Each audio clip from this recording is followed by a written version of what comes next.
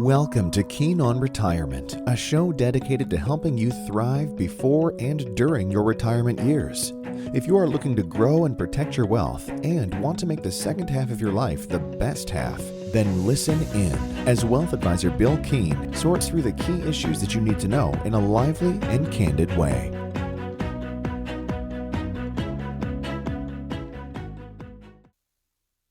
Hello, everybody, and welcome back to Keen on Retirement. I'm your co-host, Steve Sandusky, and with me, as always, is Bill Keen and Matt Wilson. Hey, guys.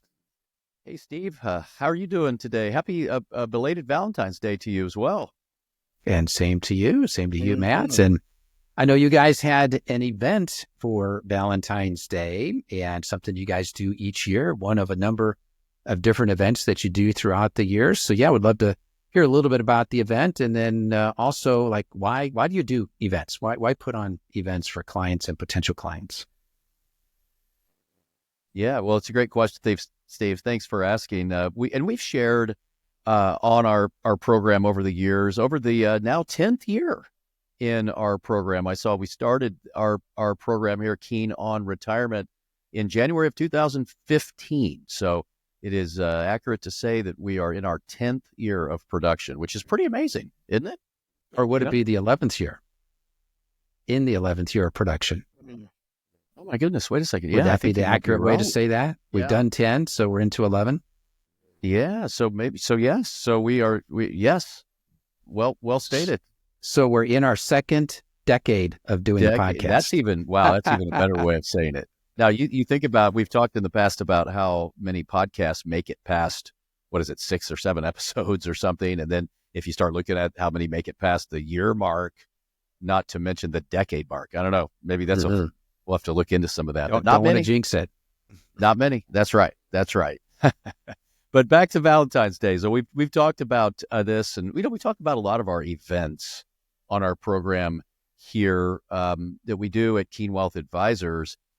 We believe that holistic wealth management, having a financial plan in place, looking at what's important to each individual client and family, I know this sounds kind of big, but like what their purpose in life is, and their dollars are just supposed to support that purpose, whether it's family or leisure time, or they love their work or charitable causes, or some combination of all those things or other things as well. And we believe that folks are better served by not thinking about and engaging with the fiduciary wealth advisor on an island. And so community is important to us, and we call it the Keen Wealth community. And if you think about this too, a lot of folks think that their financial assets are very private, and of course they are very private. Your financial life is a very private matter.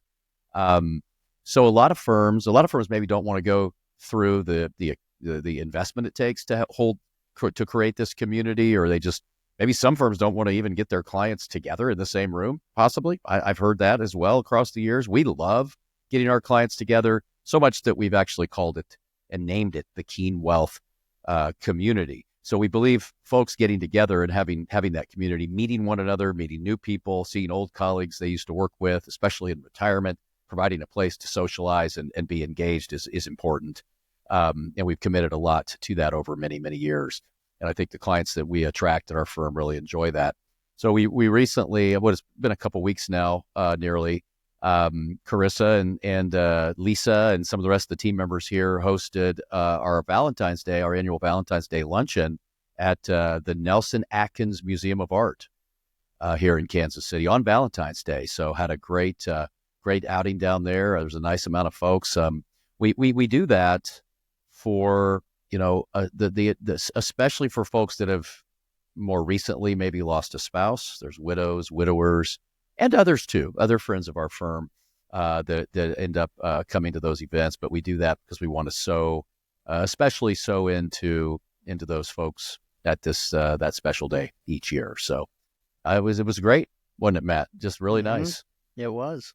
Yeah, and Matt and I kind of stay out of the way on those. We let Carissa and the other team members handle those events. That's good. Excellent. And what's the next one coming up after the Valentine's? May 21st would be our big barbecue event that we do. Yeah. And we've called it the Summer Bash in the past, the barbecue. kid friendly for sure. A lot of kids and grandkids coming out to that. Pretty good event, isn't it, Matt? What would you say about that? Yeah, it'll be fun. Everyone looks forward to it every year. Yeah, we take over basically half the parking lot outside. We have to kind of apologize to the other neighbors in this beautiful building that we're in here and complex here, but we have a band set up, lots of tents. It gets started 2 days before, getting things set up. Jack Stack Barbecue, I think we're going with again this year. If I've seen that, ice cream up in our office, opened up.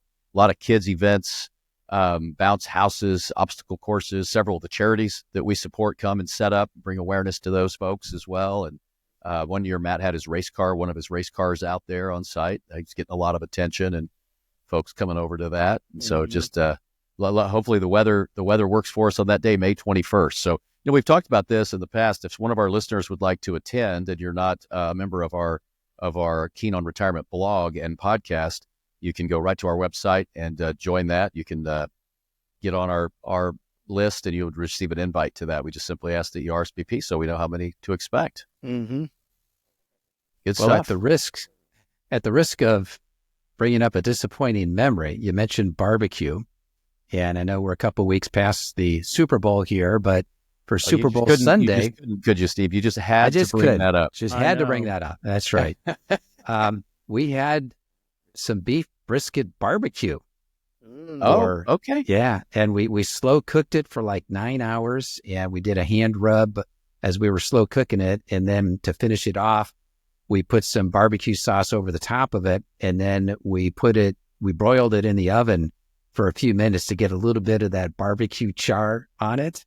Oh, yeah. And that brisket did not last long, and that was completely gone within a few minutes. So we had some really nice barbecue for Super Bowl Sunday. Nice. Oh, well, good for you. Good for you. Yeah, well, I thought you were going. You didn't have any burn ins now, did you? Did you make burn ins? Not in the traditional sense that you'd get burn ins at Jack Stack Barbecue, but or Q39 or any of the others.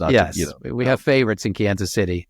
Not that Kansas City is known for barbecue, right? Oh no. But I did see. Speaking of Super Bowl, I did see that our mayor had a bet with the mayor of Philly, and way it turned out, where he was ending up having to send barbecue out east. Okay, so, all right. Yes, I did That's see all that. fun. So that's it. It is.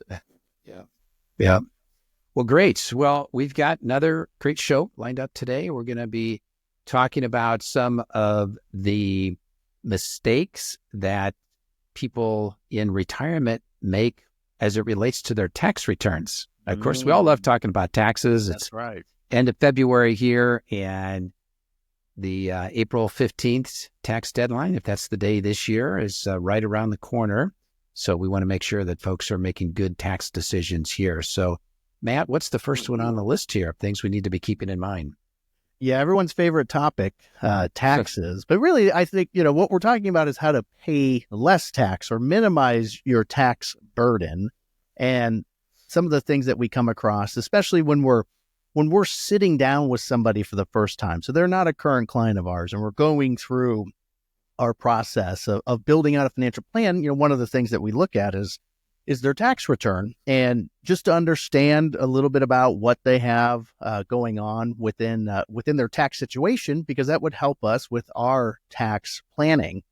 So we've put together this list of items that we commonly see that people miss. And, it's always about making sure that we're at least utilizing the tax code the best that we can for all of our clients. And, again, minimizing the tax bill in the current year, but also what we want to look at is over the lifetime of someone's financial plan as well. But one of the first ones is missing itemized deductions. So a lot of people take the standard deduction, and what that is a fixed dollar amount that the IRS publishes every single year. I mean, it's kind of on autopilot now because it pretty much just goes up by an inflation factor, but it's a dollar amount that everyone receives tax-free. So the first however many dollars of your taxable income is taxed at 0%. That's what's called the standard deduction. If you're married, it's essentially double. And if you're over 65, there's an additional amount that's added to the standard deduction. So it's any expense that's over and above, where the total of these expenses throughout the year is over and above that standard deduction, then you would itemize. And, there's data out there that with the passing of the Tax Cuts and Jobs Act, that it's like 90+% of people just claim the standard because the hurdle is so high. But if you have a mortgage interest, that's one of them that you can use to count towards itemized deduction. Charitable giving is another one. State and local taxes. So it's what you pay to your current state and at the local level, that is up to $10,000. So there's a cap on that. And then the most common, last one that's most common is medical expenses, but it's only and above a certain percentage of your adjusted gross income. So currently it's around 7.5% of your adjusted gross income. You have to have medical expenses over and above that. And then it's just that portion that's over and above that counts as an itemized deduction. And that medical one, that's one of the ones that I think people don't pay as much attention to, just because, they don't want to track all of it. But especially when someone's retired and you're on Medicare, you may not be paying it very much, but it's worth keeping track of just to see, because your adjusted gross income could be fairly low. Mm-hmm. And if you're not, taking advantage of that, you're just leaving money on the table or giving money to the government unnecessarily. And Matt, when it comes to medical costs, can you include your insurance premiums in that medical cost? The answer is yes. You are able to include your premiums as part of your medical expenses for the year. Okay. So that's, you start kind of factoring all that in. That can add up.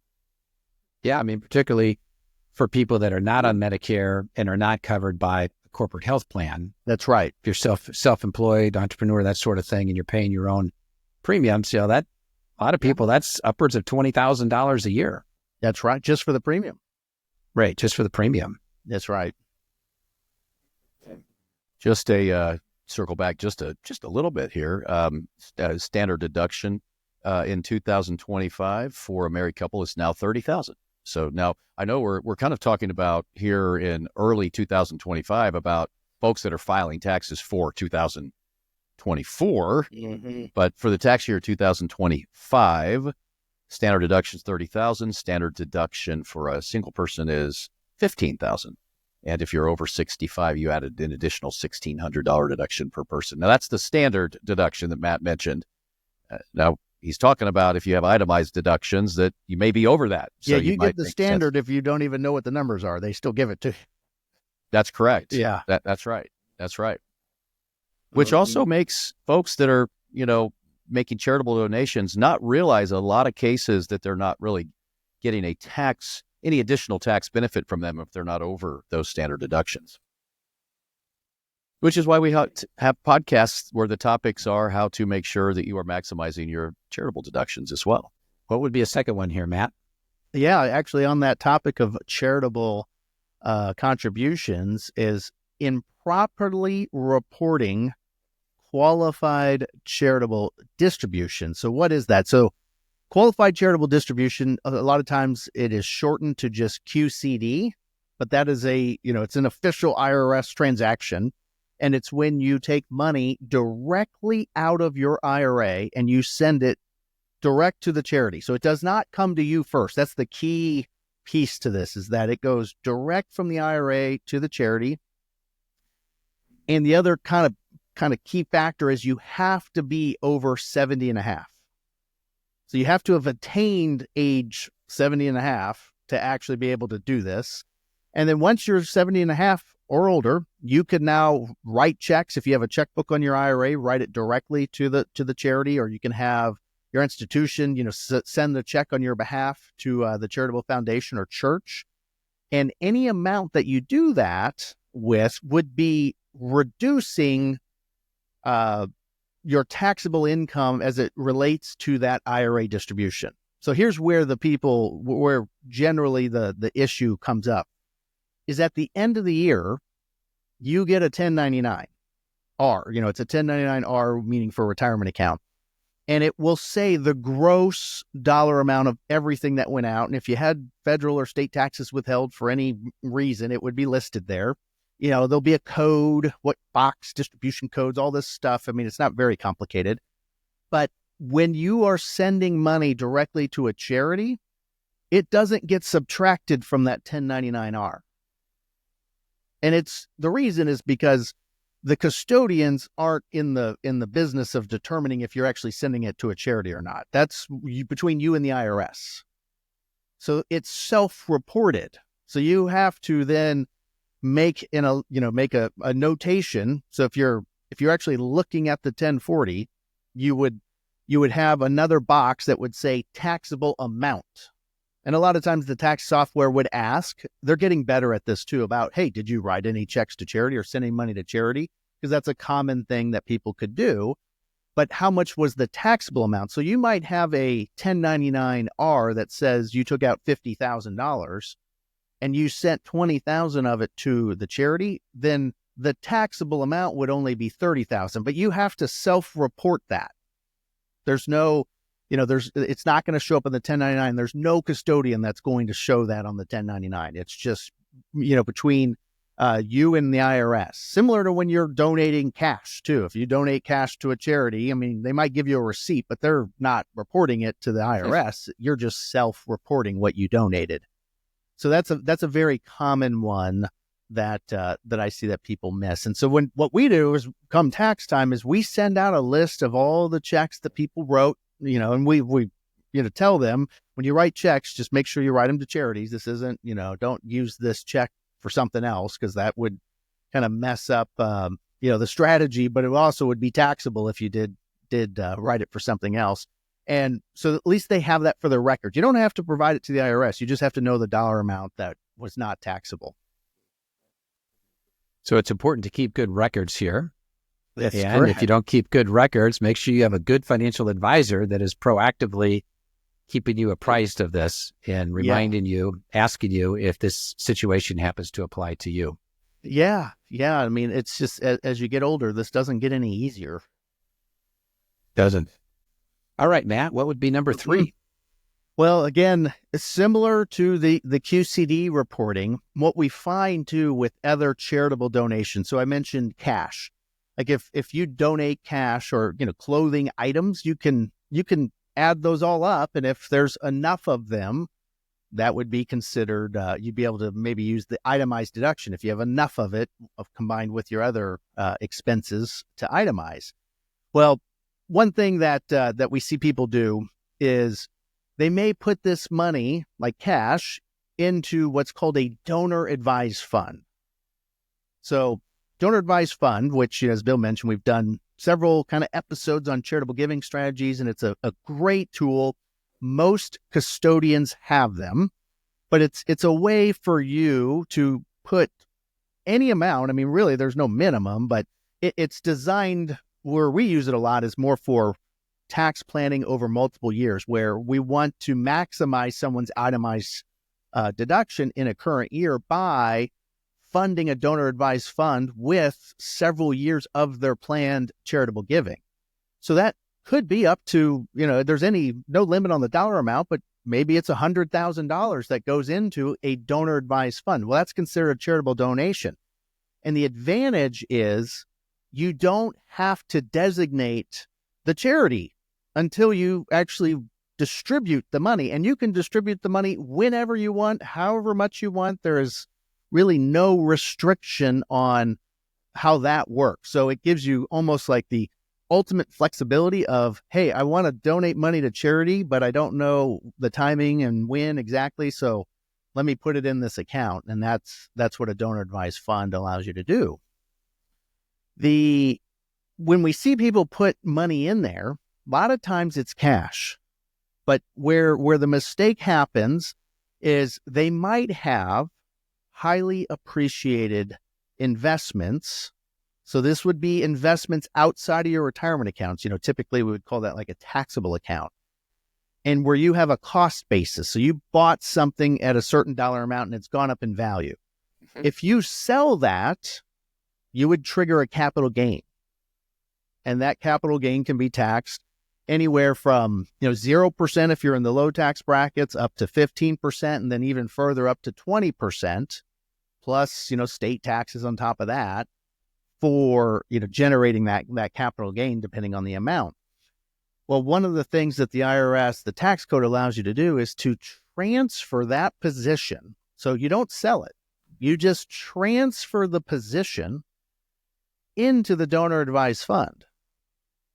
And at that point, as long as it's a long-term capital gain, meaning you've held the position for more than 1 year and 1 day, and you have the gain for more than 1 year and 1 day, you get the full value of the contribution as of whatever the price was of it, without having to trigger the capital gain.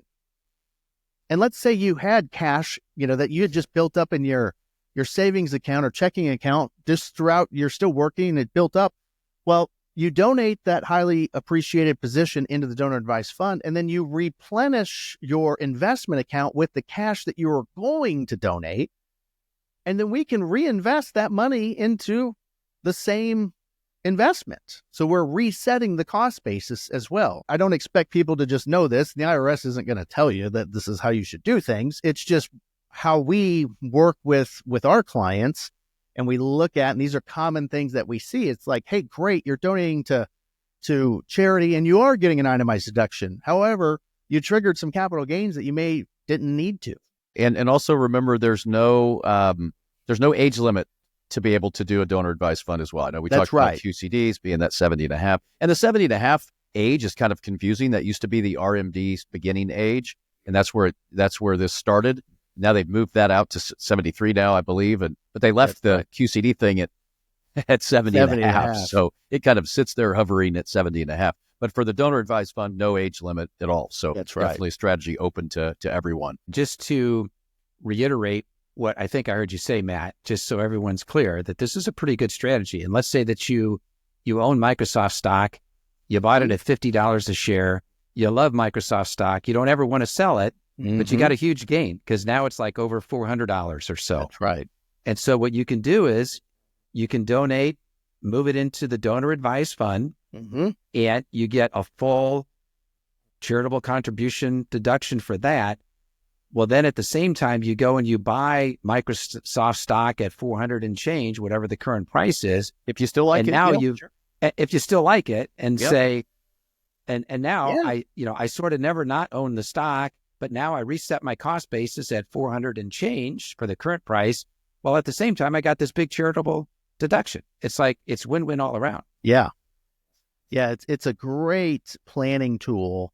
For those that kind of have this situation. And because, one of the things with taxable accounts is dealing with capital gains on an annual basis.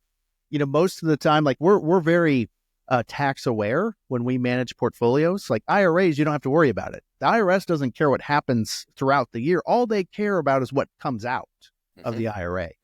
The taxable account is the opposite. They don't really care what comes in or out. All they care about is what happens throughout the year. Gains and losses, dividends and interest, all that gets reported on the 1099-B. And, there's several times where we see people, for the first time, they're coming in, they're showing us their tax return, and they have a lot of capital gains. And that in and of itself isn't necessarily a bad thing. But when we dig into the statements, we see some of these inefficient, portfolios. So it's really just people, investment people that are managing portfolios with no tax awareness. Like they don't care about your capital gains tax. Whereas we're looking at it like at your individual level, what's your capital gains situation? Because you may be in a very low tax bracket. And if you're in the bottom two tax brackets, you pay zero tax on capital gains. So we have a thing that we call tax gain harvesting that we'll also do. So take gains when you're in those low brackets. So, again, people just not knowing what's available to them, either because they just aren't aware or what. And that's kind of where a lot of people come in and sit down with us because they realize there's a lot of things they don't know and they want to get it right and they want to minimize their tax liability.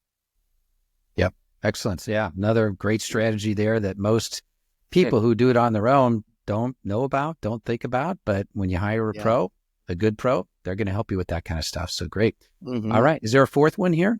Yeah. So along that, kind of when I mentioned being in the lower tax brackets for capital gains, well, what we find too that most people's tax plan. So we're big on tax planning, which means, and that happens throughout January 1 to December 31. Happens throughout the calendar year.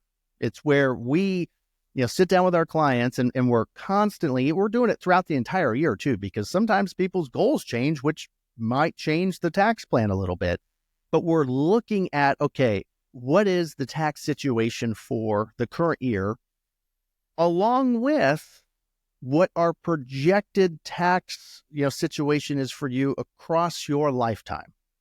Now that we don't know what the tax policy is going to be in the future, so we got to make some assumptions around current tax law, what could change, what may not change, people's life expectancies. There's a lot of things that have to go into the analysis that we have to make some assumptions on. But we want to make sure that we're making tax decisions and tax planning decisions, not just in the current year, but across the spectrum of someone's, kind of tax lifetime. Mm-hmm. And that's where we look at, okay, if you're in a very low tax bracket, just because you retired and you might have a bunch of cash that you saved and you're just going to live off the cash, so like common for people to say that when they first said, I'm just going to live off the cash and let the IRAs just grow as long as possible. And then I'll be forced to take them out at a certain point, but I'll just deal with it then. And it's like, sure, let's look at that. So we plug that in and we kind of show, okay, here's what your expected lifetime tax bill would be based on, what we kind of all agreed on in terms of tax policy in the future. And then let's say, well, what if we trigger some tax in these years where you're in a very low tax bracket, or you may even pay zero tax, and we convert that money to a Roth IRA. So you're still living on your cash. We're just taking money out of your IRA, putting in a Roth IRA, meaning it's going to grow tax-free forever. What does that do to your lifetime tax bill? And all the same assumptions. Just, we're kind of playing with the strategy here of paying some tax today. And what if, the other what ifs, or what if we start taking Social Security at 62, or what if we delay it to age 70? That's income. When Social Security when it's generated for you, that's income to you. How does that look? What about these capital gains situations? What about your Medicare premiums and the IRMA surcharges that are related to that? Like all that gets factored into our tax plan. And that's extremely important because it's very difficult to make decisions in a vacuum. As very common, hey, when's the best time to take Social Security? It's like, well, tell me about all these other things before we can even begin to answer that question for you, because it isn't just a, hey, what works, works for everybody, because it's different for everybody. And being aware of that is extremely important. So it sounds like when it comes to planning, we've got known knowns, we've got known unknowns, we've got unknown unknowns. Am I missing anything there? Yeah. I mean, even in the current year, sometimes you have known unknowns until the end of the year. They tell you what the tax rules are. Yeah. So planning is sort of part art, part science, part projections, part assumptions. Yeah.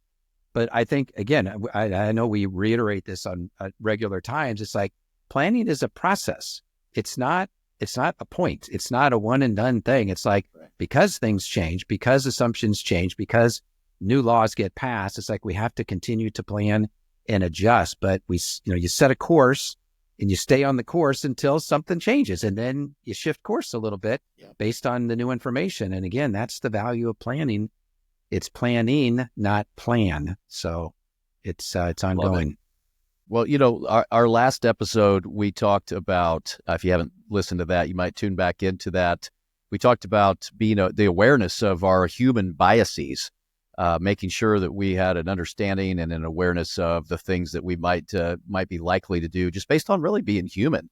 And we want to avoid mistakes and be aware of those things. Today, we've talked now about being aware of some of the tax rules and regulations. And you guys both so eloquently just discussed that, hey, we don't have the exact inputs, we can make really good, conscious estimates of what variables to plug in. Some of these things that we come across are going to be what I would say almost no-brainers, for lack of a better term, to execute on each year, as in we don't want to see a zero tax year where for whatever reason you're in a no tax year and you have money in an IRA that you didn't at least accelerate out at a zero tax bracket or a very, very low tax bracket. So some of these things are going to be clearly the decision will be in front of us, what makes most sense. Others, we just want to be aware of the rules, bring them to our clients and our listeners that we might not ever talk to, but you're listening to us today to be better stewards of your resource so that you can think about these things and say, not only this year, remember, we're in that time of year where we are reporting history to the IRS. We are reporting history. What do I mean by that? Well, we're filing a tax return. Filing a tax return just means you're telling the IRS what happened last year. What we're talking about today is, yes, that. We're talking about that, but we're more so talking about tax planning. Like Steve just said, it's not a plan, it's planning, which means it's continuous. So we're thinking about not only what we're filing about last year, but what we could do today to affect us in a positive way, in the most likelihood for years to come down the road. And that requires a financial plan. It requires your advisor, whoever you work with. If it's us, it's wonderful, but a fiduciary advisor that would actually ask you to see your tax returns. So can you imagine, gentlemen, I talk about it in my book and we talk about it in a lot of our programs. You have a couple of pieces to this whole financial success thing. And one of them is our investments, how we allocate our assets toward different stocks and bonds and different asset allocations. I call that the engine to the plan. We have to have an engine to the plan. But then the plan is, where are we going? How are we going to get there? How are we going to do it most efficiently? And so if someone is managing your assets, or you are yourself, if you're what we call a do-it-yourselfer, you're doing it yourself, and you're not thinking about all these planning issues, just some of which we've talked about today. There's so many others out there that we do talk about in our program across our episodes, but you have to be looking at it at both. You can't be looking at one or the other in a vacuum. And so that would say, hey, you or your advisor should be, or you together should be looking at your tax return, being aware of what you're doing, being aware of what might be coming, and putting together a financial plan that encompasses all these things. It actually, now I was going to say it makes it fun. We enjoy it. We think it's fun. Mm-hmm. Maybe folks, normal people don't think it's fun. I think it's fun. I think it's fun helping folks being good stewards of their dollars and seeing them, put them to the best use they possibly can and enjoying life. So, but that plan and that tax planning, looking at all those things, super important. I don't think you can do either well unless you're doing both investment management and the planning combined as one whole. So we appreciate everyone's attention in our 11th year on the program. Steve, thanks for correcting me. It's funny, time just keeps passing. It's like, and second decade. Yes, second decade. 10 full years into the 11th and the second decade. It's like when people ask me how old my grandkids are, I have to think about it, or kids, because they keeps moving forward, which is a good thing. So, all right. Yes. Well, and the fact that you guys enjoy the work that you do, I think, is a good signal that you are in the right profession. So appreciate you sharing that. So as always, great show, guys. Appreciate it. And for each of you listening, if you would like to learn more about Keen Wealth Advisors, please visit us at keenwealthadvisors.com. Please make sure that you subscribe to the podcast. We also have a YouTube channel, so please make sure that you check that out and hit that subscribe button to make sure that you get all the future episodes, and you can even get notified when there's a new episode coming out. That would be appreciated. And if you have any questions, just send those to us as well. We love answering listener questions on the podcast. So, all right, guys, thanks again, and we'll catch you on the next episode of Keen on Retirement. Thank you. The Steve Sandusky Advisor Network and Belay Advisor are not affiliated with Keen Wealth Advisors. Opinions expressed by Steve are his own and not necessarily the opinions of Keen Wealth Advisors. Keen Wealth Advisors is an SEC-registered investment advisor. Advisory services are only offered to clients or prospective clients where Keen Wealth Advisors and its representatives are properly licensed or exempt from licensure. The contents of this podcast are intended for the residents of the United States of America. No advice may be rendered by Keen Wealth Advisors unless a client service agreement is in place. This program is intended for informational purposes only and should not be construed as advice on or a recommendation of any particular investment, strategy, or as tax or legal advice for your specific situation. Keen Wealth Advisors is not a tax or legal advisor. To determine which investments may be appropriate for you, consult your licensed professional prior to investing. Information in this program was compiled from sources believed to be reliable.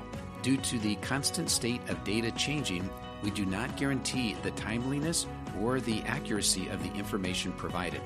Our views or opinions at the time you are listening to the podcast may be different than they were when the podcast was recorded. Past performance is no guarantee of future results. Any indices referenced for comparison are unmanaged and cannot be invested into directly. Any prices that are referenced or market forecasts are as of the date stated and are not necessarily our opinions moving forward. As always, please remember, investing involves risk and possible loss of principal capital. This podcast is not allowed to be copied, distributed, published, or reproduced without permission from Keen Wealth Advisors.